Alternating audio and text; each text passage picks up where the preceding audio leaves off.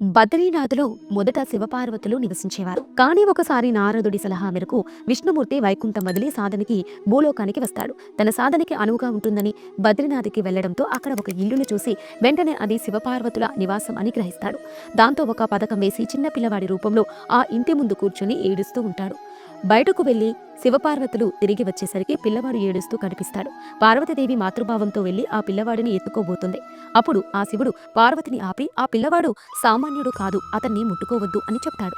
అప్పుడు పార్వతీదేవి పిల్లవాడి బాధ ఒక తల్లికి మాత్రమే తెలుస్తుంది అని చెప్పి ఏడుస్తున్న ఆ పిల్లవాడిని ఇంట్లోకి తీసుకుని వెళ్లి ఆహారం పెట్టి తల్లిలా నిద్రపుచ్చుతుంది.